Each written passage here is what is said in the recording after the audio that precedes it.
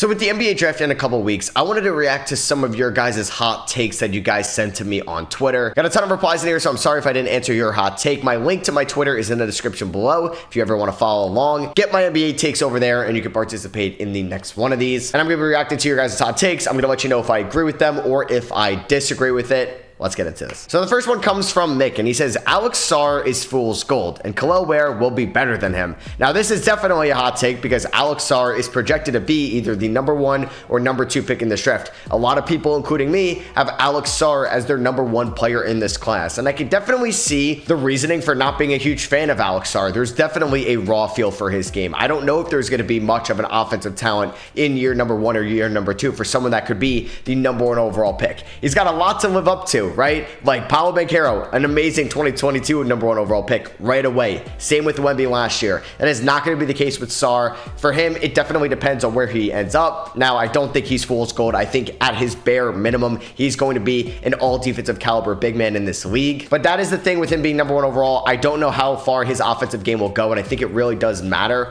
where he gets drafted into. And I think Atlanta would be a great position for him, playing alongside Trae Young. Like, that's got to help, right? As for Kel'el Ware, I actually am becoming more and more of a fan of Kel'el Ware as I'm watching his tape leading up to this NBA draft. I had him originally closer to the end of the first round. Now I'm definitely fine with him going into the top 20. There's been talks about the Lakers at 17, and he's someone that is crazy athletic, can run up and down the floor. He can rim protect and has a little bit of an offensive game to him. But I think for him, there's also a feel for the game issue as well. If he's not playing with a good point guard, if he's not playing with a good defensive power forward next to him, could that be an issue? Coaching will matter. So there's definitely some question marks with Kel'el Ware. I don't think he will be better than Alex Sarr, and I don't think Alex Sarr is fool's gold, so I guess I'm technically going to disagree with this hot take. Next one comes from Andy, and it's talking more about a draft night trade, and he's saying the #3 overall pick for Mikal Bridges is a bad trade for Brooklyn. Now, this has been a weird rumor. Like, would they have to give up Mikal Bridges and all the Suns picks to get all their picks back? Could they just leverage the Suns picks for their picks back? I think if you're the Nets and you have a chance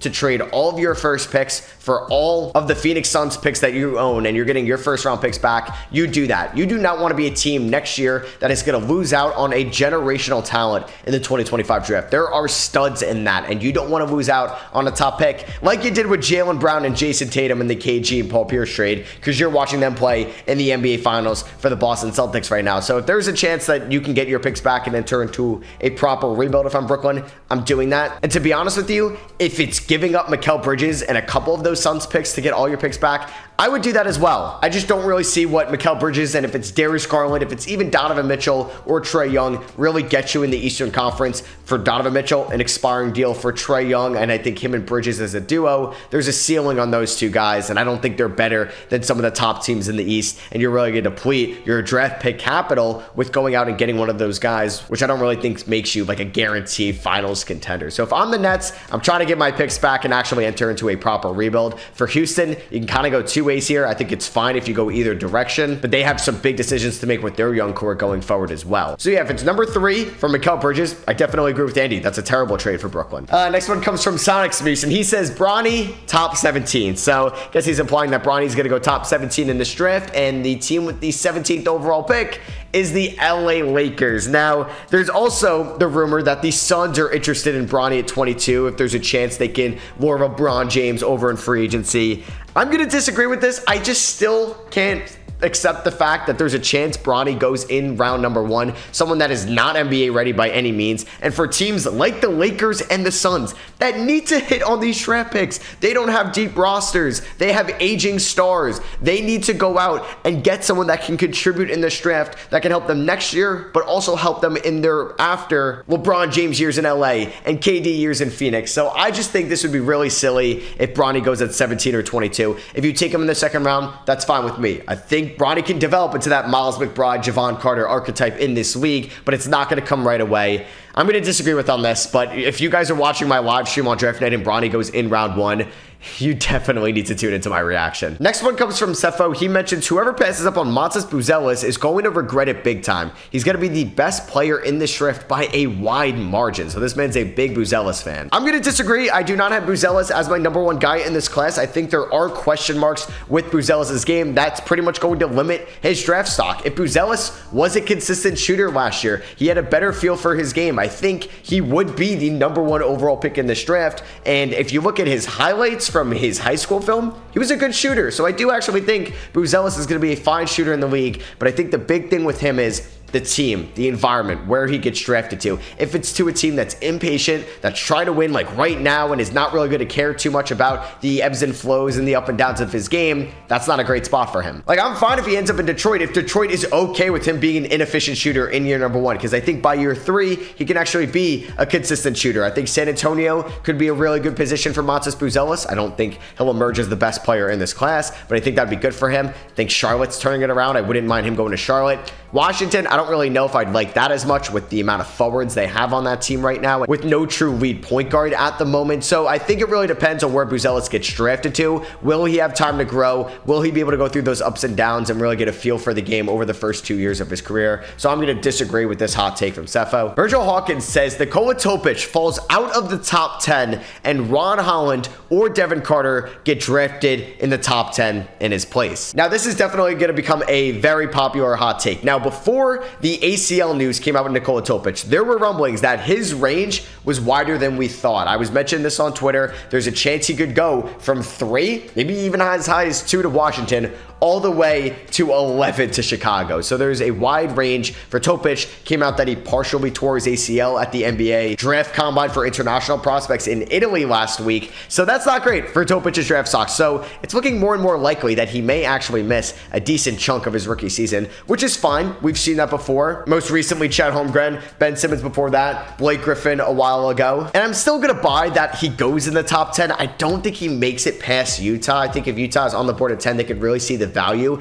in Nikola Topic, and I already think Ron Holland will be a top 10 prospect. I mean, there's been some rumblings that he could go 15 to the Heat or 17 to the Lakers. I don't know why we're overthinking this. Holland is one of the more safer prospects in this draft, in my opinion, with his speed, athleticism, and defensive ability right away. I'm fine with Devin Carter going in the top 10 because he can help you right now. I just don't know if Topic falls out of the top 10. I still think there's a good chance Topic and Holland go in the top 10, and maybe Carter slides up there. So I think all 3 of these guys will pretty much go in the lottery. So I'm going to slight disagree with Virgil Hawkins, unless it's confirmed before draft night that Topic is out for the year. Then that could hurt it a little bit. Next up comes from Gavenchi. He says Kyle Filipowski will be the steal of the draft because of his 6'11 frame and his ability to score on all levels. I'm going to disagree with Gavenchi here. I'm only going to disagree if Kyle Filipowski goes in the top 20, top 22 picks. Then I will disagree. But if Filipowski goes in the second round, yeah, I think he could be a steal for what he can provide. I just don't think that Filipowski is going to be a knockdown shooter for someone. I do worry about his consistency from outside the arc. If you look at what he was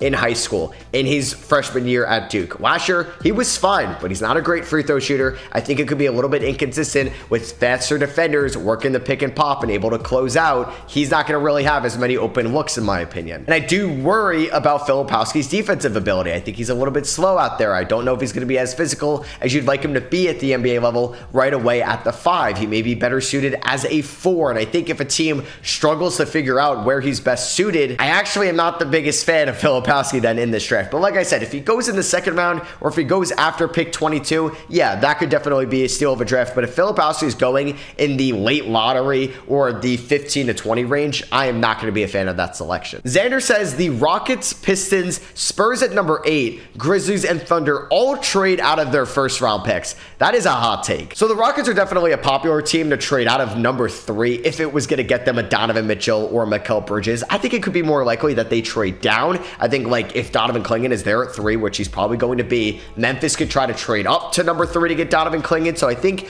Houston's more likely to trade down than to trade out completely for the 3rd overall pick. I don't really see Detroit trading out of number 5, honestly. Like they could trade down as well if they feel like the guy they like at 5 will be there at 8, 9, 10, 11. So I could see that, but I think Detroit is definitely going to make a lottery pick. The Spurs at 8, I also think that they're going to make 2 picks. I don't really definitely think Darius Garland gets moved before draft night, and I don't think that they trade 4 and 8 unless it's a trade down. So I don't think the Spurs move 8. I could see the Grizzlies move 9 if it's a sign and trade, or they're trying to go out and get like a Jared Allen in the trade market. And if Donovan Clingan's off the board, I could 100% see Memphis doing that. And for OKC, with all their draft picks and young talent, and if they want to attach 12 with Josh Giddey to go out and get a big name, I could definitely see that as well. So the Rockets, the Grizzlies, and the Thunder I could see. I don't think the Pistons trade out of their pick, and I don't think the Spurs, because I think if the Spurs are making a trade for a guard like a Garland or a Murray or a Trae Young, I think it would involve pick 4 rather than 8. So I'm going to slight disagree with this, but I see where Xander's coming from. Next is going to come from Ace the Pharaoh. He says Jacoby Walter and Cody Williams are sleepers in this draft. And it's funny because a couple months ago, around the midseason mark before the March Madness tournament started, these were the top 2 college players in this class. Like Cody Williams and Jacoby Walter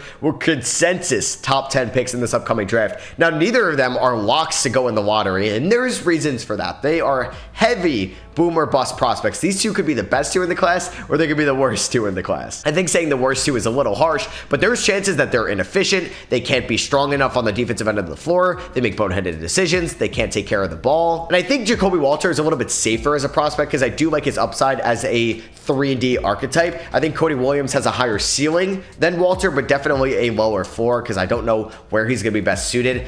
A lot of this comes down onto where they end up getting drafted to and their fits. Like I would love Jacoby Walter, Cody Williams in like Orlando or Toronto, OKC, even Sacramento could be good fits for them as well, or even Portland, just to be able to develop and grow there over time because they're not going to be ready in year number 1, maybe tier 2, maybe tier 3, but the team needs to realize that and invest into their development. Brady Lang says Tristan Da Silva will go in the top 10, being the surprise pick of this year's draft. So last year's draft, the surprise pick in the top 10 was probably Bilal Coulibaly. Nobody had him as a top 10 pick until like a week or 2 before the draft, and then he just rose up people's draft boards and mocks and went into the top 10. So maybe Da Silva is somebody like that this year.